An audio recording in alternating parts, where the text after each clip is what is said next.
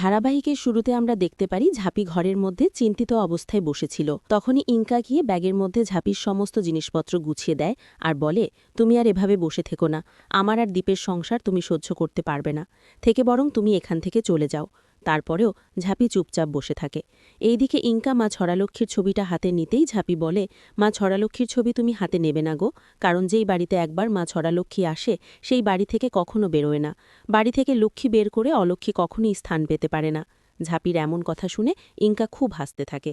তখন ঝাঁপি বলে, এমনভাবে হেসো না গো, সময় কার কখন কোন দিকে বদলে যায় কেউ বলতে পারে না। কখনোই এই বাড়িতে লক্ষ্মী বের করে অলক্ষ্মী আসতে পারে না। কথাগুলো বলেই ঝাঁপি ব্যাগ নিয়ে ড্রয়িং রুমে চলে আসে। পরের সিনে আমরা ড্রয়িং রুমে দেখতে পাই ঝাঁপি লাগেজ নিয়ে আসতেই কাসাই কল্পনা কান্না করে বলে, তুই সত্যি সত্যি বাড়ি থেকে চলে যাচ্ছিস ঝাঁপি, এই বাড়ি থেকে তুই যাস না, তুই এভাবে চলে যাস না ঝাঁপি। কিন্তু ঝাঁপি কারো কোনো কথা না শুনে বিস্মিত অবস্থায় কান্না করতে করতে বাড়ি থেকে বেরিয়ে যায়।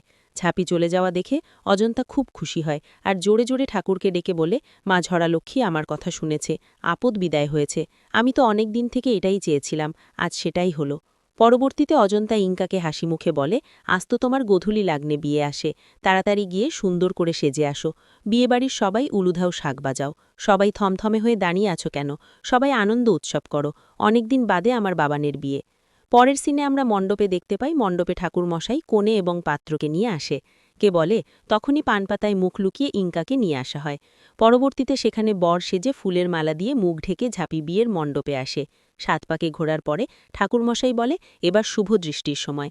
শুভ দৃষ্টিতে ইনকা পানপাতা সরায় এবং বরের দিকে তাকাতেই ঝাঁপিকে দেখতে পায়। ইনকান হাঁ করা দেখে ঝাঁপি চোখ মেরে হেসে ফেলে এবং পরক্ষণে অজন্তা ইনকার মা আকাশ থেকে পড়ার মতো অবাক হয়ে যায়।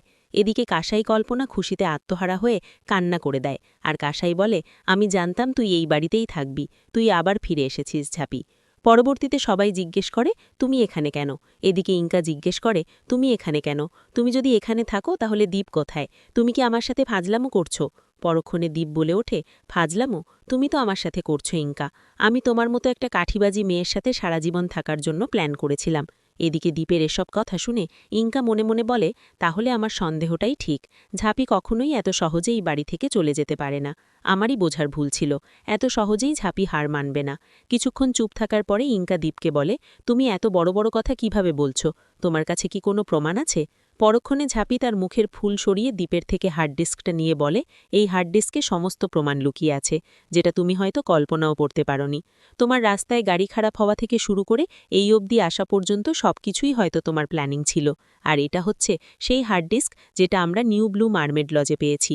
অপরদিকে ঝাঁপির এসব কথা শুনে অজয়ের বাবা মনে মনে বলে, তাহলে ওরা ওই লজে গিয়েছিল, আমার ভিডিওটাও এদের চোখে পড়েছে, আমার সাথে কেন ঝাঁপি সেদিন ওই রকম ব্যবহার করল? এবার যদি ভিডিওটা সবার সামনে চলে আসে তাহলে তো আমি শেষ হয়ে যাব। এদিকে ঝাঁপি সবাইকে বলে, আমরা এবার একটু অল্পের জন্য হলেও সিনেমা দেখব। পরক্ষণে দ্বীপ হার্ড ডিস্কটা চালিয়ে দেয় এবং ওই দিন রাতে লজে কি হয়েছিল দ্বীপের সাথে, ইনকা দ্বীপের বিয়ারের মধ্যে ঘুমের ওষুধ মিশিয়ে তাকে বিছানায় শুয়ে যে অসভ্যতামি করেছিল সেই ভিডিওগুলো সবাই দেখতে থাকে। ভিডিও দেখার শেষ পর্যায়ে অজন্তা মনে মনে বলে, ইনকা আমার ছেলেকে ঘুমের ওষুধ দিয়েছিল, এটা ইনকা মোটেও ঠিক কাজ করেনি। হয়তো আমি চেয়েছিলাম ঝাঁপি বাড়ি থেকে বেরিয়ে যাক, কিন্তু আমার ছেলের জন্য এটা তো ঝুঁকিপূর্ণ, এটা আমি কিছুতেই ইনকাকে সাপোর্ট করলাম না। এদিকে ঝাঁপি ইনকাকে বলে, তুমি নিউ ব্লু মারমেড লজে দিয়েছিলে ঠিকই, কিন্তু কখনো জানতে পারোনি ওই লজের লুকানো ক্যামেরা ফিট করা থাকে, আর এটাই হচ্ছে ওই লজের ম্যানেজারদের প্রধান ইনকাম। তুমি আর তোমার মা যা কাঠিবাজি শুরু করেছ, রাতে আমাদের সন্দেহ হয়েছিল এর মধ্যে কোনো না কোনো গণ্ডগোল রয়েছে, তাই আমরা ওই লজে গিয়েই সমস্ত প্রমাণ এনেছি।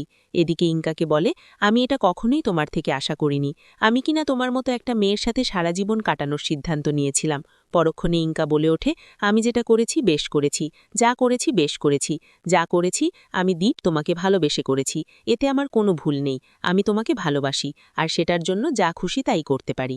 ভালোবাসার কথা শুনে ঝাঁপি বলে, তোমার মতো মেয়ের মুখে ভালোবাসা মানায় না, তোমার মতো মেয়েকে কেউ কখনোই ভালোবাসতে পারে না, তুমি ভালোবাসার জন্য ভালোবাসার মানুষের গায়ে কাদা লাগিয়ে তাকেই কাছে পেতে চেয়েছিলে, যেটা আইনত অপরাধ।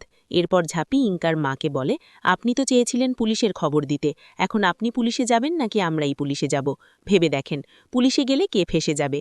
পরের সিনে ইনকা দ্বীপকে বলে, আমি তোমাকে ভালোবাসি আর কখনোই অন্য কারোর হতে দেব না, তোমাকে পাবার জন্য আমি সবকিছু করতে পারি। তখন দ্বীপ বলে, তুমি এসব করে কখনোই আমাকে পাবে না, আজকে তুমি যেটা করলে সেটার জন্য তোমার সাথে বন্ধুত্ব রাখতেও আমার ঘেন্না লাগছে। তোমার সাথে আমার কোনো সম্পর্ক নেই। তুমি এক্ষুনি বাড়ি থেকে বেরিয়ে যাও।